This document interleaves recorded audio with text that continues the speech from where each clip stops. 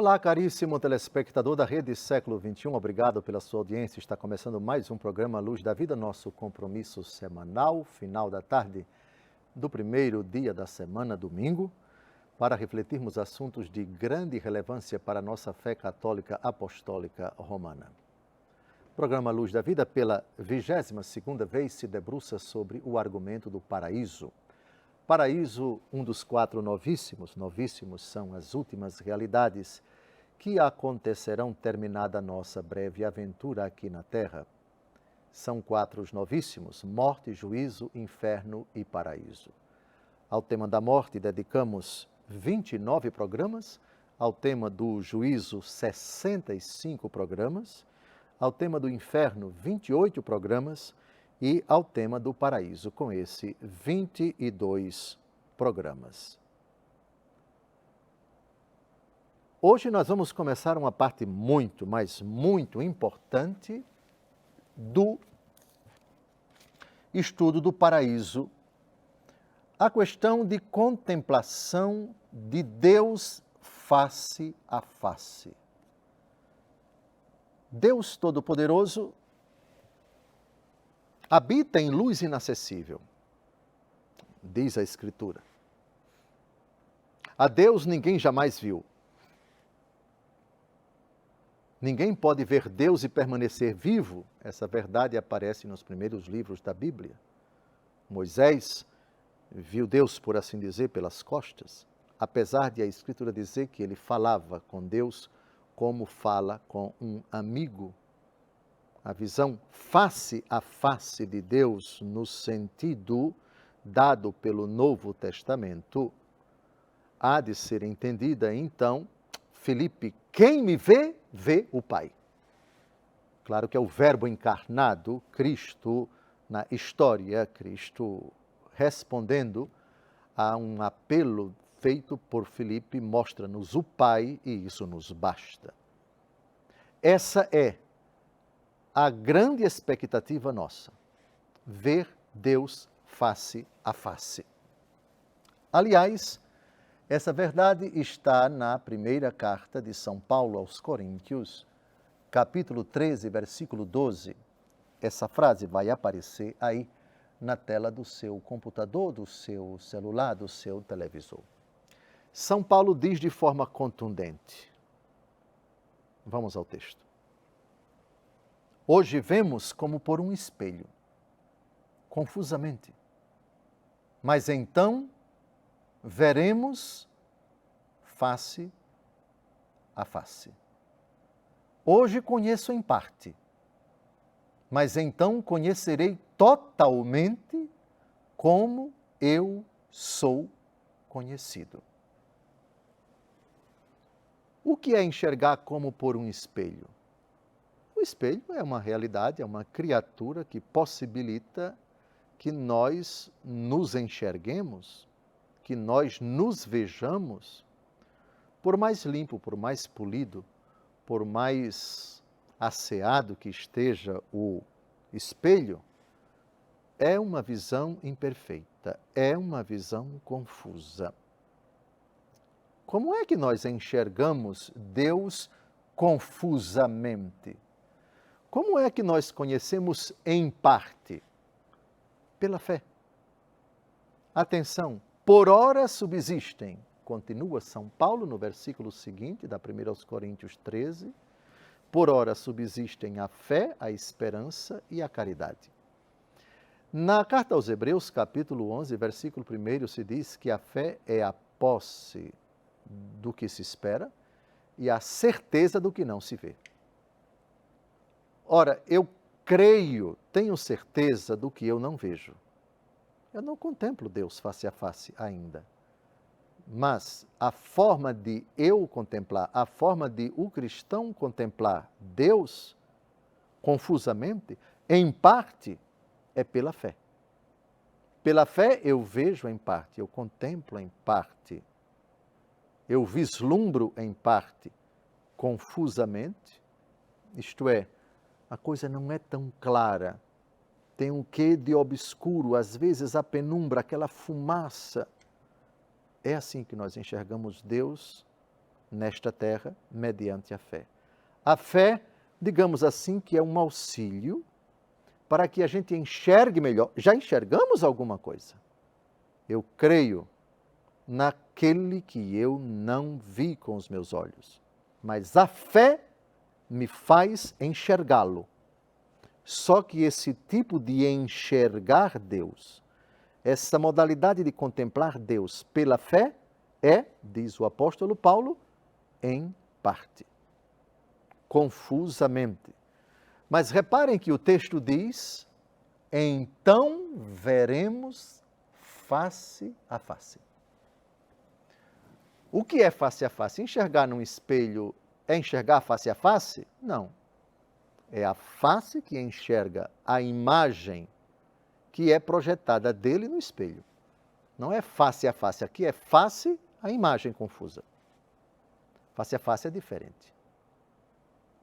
Se você pega um celular e coloca no modo de vislumbrar o que está na frente da tela, você vai se ver. Mas não é face a face. Já se você encontra uma pessoa e você fala com ela não por videoconferência, não olhando para a foto dela, não uma imagem dela, não uma coisa confusa dela, mas olhando, como dizem os franceses, tête à tête. Aí é outra coisa.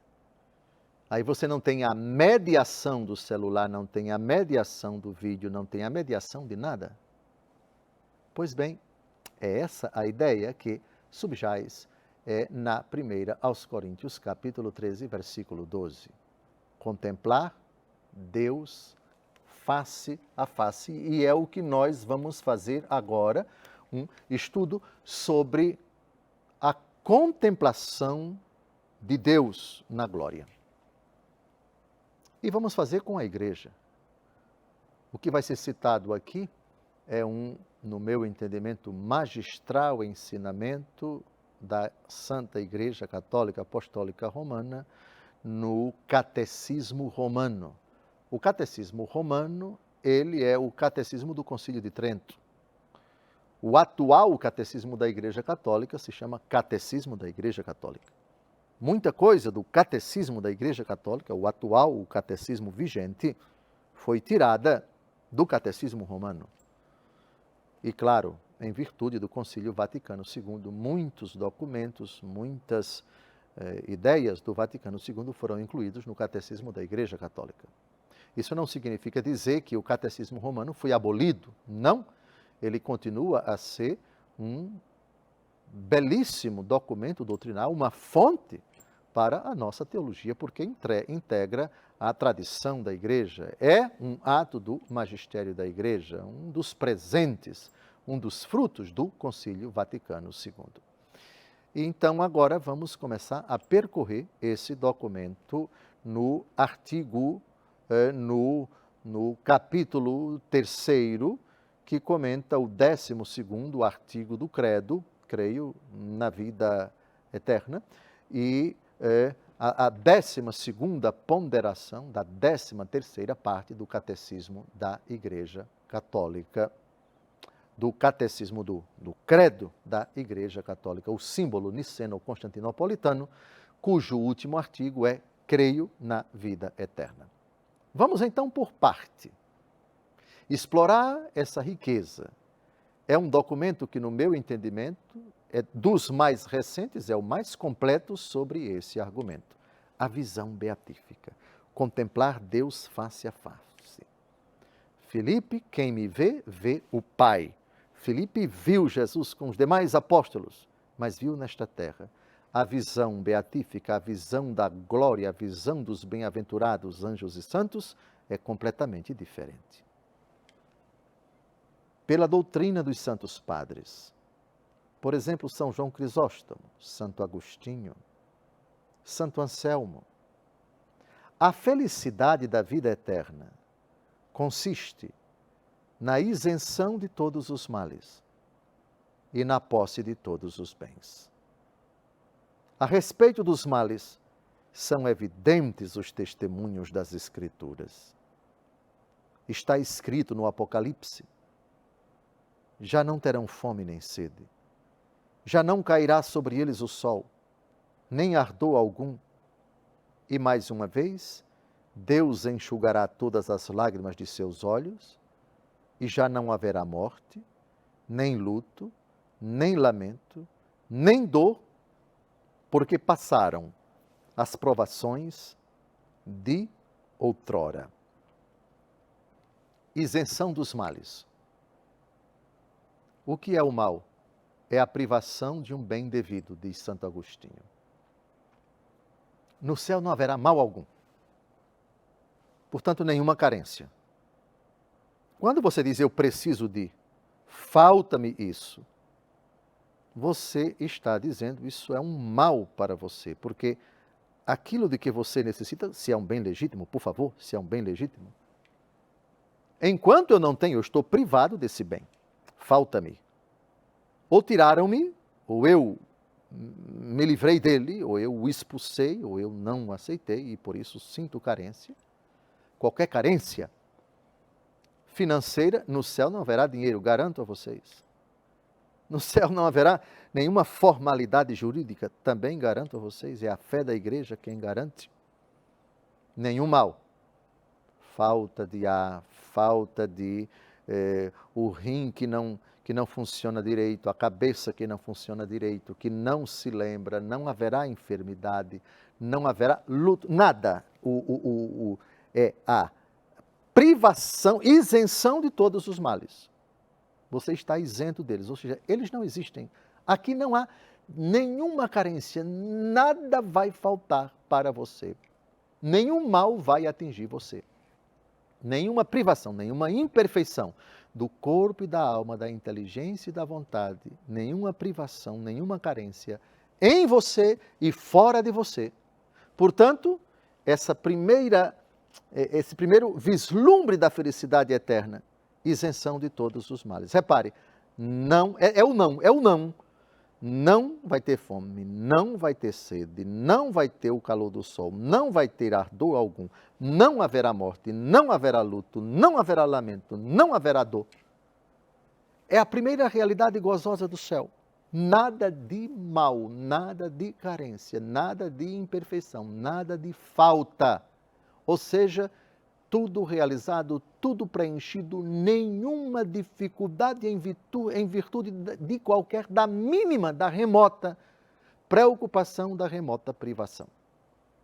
Está terminando o primeiro bloco, não saia daí. No segundo bloco, vamos ver o segundo aspecto da felicidade sem fim, que é a posse de todos os bens.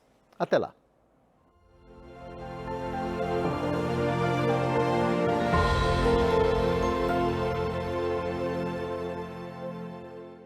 Olá, caríssimo telespectador da Rede Século XXI, obrigado por ter permanecido conosco. Depois desse breve intervalo, começamos o segundo e último bloco do nosso encontro semanal, o programa Luz da Vida, pela 22ª vez dedicado ao tema do paraíso. Paraíso, um dos 4 novíssimos as derradeiras realidades que acontecerão após a nossa aventura humana aqui na Terra. 4 novíssimos, morte, juízo, inferno e paraíso. Ao tema da morte dedicamos 29 programas, ao do juízo 65, ao tema do inferno 28 e com esse ao tema do paraíso 22 programas. Com o Catecismo Romano, vimos no primeiro bloco em que consiste a felicidade eterna. Ela consiste em basicamente 2 coisas: isenção de todos os males e posse de todos os bens. Ou seja, aquilo que nos falta nessa vida não vai existir na eternidade. E aquilo que de legítimo anelamos por possuir, tudo isso nos será dado, nos será conferido, nos será outorgado na eternidade. A posse de todos os bens. Quando eu falo posse de todos os bens, eu me refiro à posse legítima. E não é do ponto de vista jurídico, patrimonial, legal, da legislação dos homens, posse de apartamento, posse disso, posse daquilo outro, posse de dinheiro, posse de bens materiais. Não. A posse dos anelos mais profundos da nossa alma. Cito alguns: paz, alegria, felicidade interminável, gozo, consolação, serenidade, plenitude da realização de todos os nossos sonhos, nada nos faltando, tudo possuindo, tudo tendo ao nosso alcance, à nossa disposição. Deus, na glória, no esplendor do seu ser, se revelando a mim e eu o conhecendo, eu nele e ele em mim, nós nele e ele em nós. O que nos falta? Do que necessitamos? São Paulo, na 1 Coríntios, capítulo 13, vai dizer: e Deus será tudo em todos.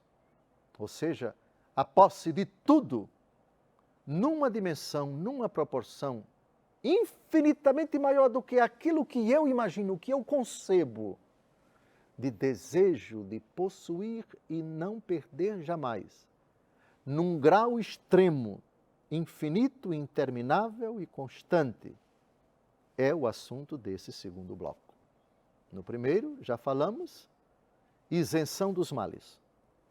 Agora vamos tratar da posse dos bens. Com a palavra, o Catecismo Romano. Na verdade, a glória dos bem-aventurados será imensa e abrangerá todas as espécies de real alegria e prazer. Nosso espírito não pode alcançar a grandeza dessa glória, nem há possibilidade de que ela possa penetrar em nossos corações. É preciso que entremos nela, isto é, no gozo do Senhor, para que, inundados dessa felicidade, tenhamos plena satisfação de todos os anelos de nossa alma. Escreve Santo Agostinho, no Sermão 127, ser mais fácil enumerar os males de que ficaremos livres do que expor os bens e alegrias que havemos de gozar. Duas palavrinhas aqui, elas são básicas para que nós entendamos o que significa posse de tudo que desejamos. Quais são os sentimentos que mais anelamos nesta vida? Vida de sofrimento, como recitamos na Salve Rainha, gemendo e chorando neste vale de lágrimas. Nossa vida é marcada por recorrentemente, por situações, por contextos, por acontecimentos que nos fazem gemer e chorar. Qual o antônimo disso? Alegria e prazer, citados aqui pelo Catecismo Romano. Repito, na verdade, a glória dos bem-aventurados será imensa e abrangerá todas as espécies de real alegria e prazer. Digam sinceramente, se os momentos de alegria na nossa vida terrena, mesmo que não sejam tantos, mesmo que sejam raros, mesmo que sejam pontuais, o nascimento do filho, o dia do batizado dele, o dia da primeira comunhão, o dia em que ele começou a falar, depois passamos naquele concurso, terminamos a reforma da casa, começamos a usufruir de um certo conforto e tal, passamos 30 dias de férias, numa paz lá no sítio, no interior das Minas Gerais, de São Paulo. Oh, que descanso, que beleza, sem preocupação, sem aquele aperreio do ruge-ruge da cidade grande. Que alegria estando com as pessoas que a gente ama, tomando aquele vinho, ou então experimentando aquela tão bela experiência da caridade, ajudando ao próximo, promovendo, libertando, instruindo, dando assistência a ele, carinho, etc. Certo. Tudo isso existe nesta terra, por favor? E esses são motivos reais que nos motivam a viver. São razões reais que nos impulsionam a viver nesta terra. Se a vida fosse somente de desgraça, quem é que aguentaria? Agora vislumbre esses momentos, por favor, pontuais. Ah, puxa, depois de muito tempo eu senti uma paz interior, passei um dia tão bem, etc., por tal motivo, porque conquistei tal graça, etc. Pois bem, pegue felicidade e prazer nesses momentos raros da vida e multiplique isso por toda a eternidade, sem cessar. No céu, nada de mal, nem dor, nem choro, nem lágrima, nem aperreio, nem preocupação, nem desolação, nem irritação, nem desconforto, nem desespero, nem assombração, e somente felicidade, alegria e prazer, para sempre. Santo Agostinho, eu acho que é algo tão bonito, tão anelável, tão desejável, agrada tanto só em nós imaginarmos isto, que Santo Agostinho diz, sabiamente, é mais fácil você enumerar os males de que ficaremos livres do que expor os bens e as alegrias que havemos de gozar. Sabe por quê? Porque nós nunca tivemos a experiência de uma felicidade tão prolongada. Digam, se a gente, depois de passar um dia, ou férias, 30 dias, você volta, oh meu Deus, agora depois é a correria do trânsito, às vezes acontece, né? A convivência com aquela mala pesada, com aquela mala pesada sem alça, com aquela pessoa antipática, conviver com certas pessoas, ou com aquele vizinho, ou assombração. Oh, meu Deus do céu. A nossa experiência é essa. Eu não vejo final de semana para chegar os meus amigos, para a gente descer a serra, para tomar, para um happy hour agradável. Tá certo? E assim você vai alternando momentos de alegria, de preocupação, perturbações, etc. Também conforto, fim de semana, estou precisando. Mas sempre na expectativa, o dia seguinte vai de novo ser aquele aperreio, aquela cruz. No céu não vai ter isso. Então, como nós não temos a experiência de uma realidade tão indefinida, duradoura, eterna, somente de alegria, de gozo e de felicidade, nós não encontramos palavras para definir isso. Porque nunca vimos, porque nunca experimentamos. Agora, que é bonito, é. Que é belo, é. Irrealizável? Não, porque é palavra de Deus. Pois bem, essa é a primeira dimensão da questão do tema bíblico, 1 aos Coríntios 13, versículo 12, face a face.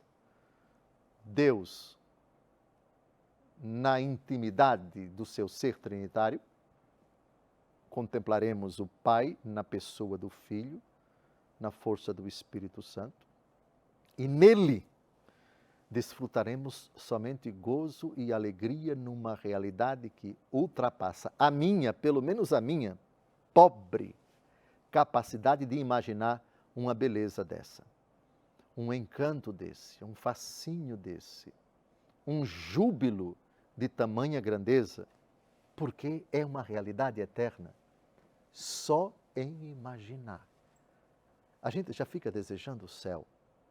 Não. Sem nos alienarmos, sem tirarmos os pés daqui da terra e sem deixar nossas mangas arregaçadas, por favor, nossas mangas arregaçadas para trabalhar, para lutar, para construir o céu já aqui na terra, para possibilitar construindo condições para já vivermos um pedacinho do céu aqui na terra pela fé, pela esperança e pela caridade.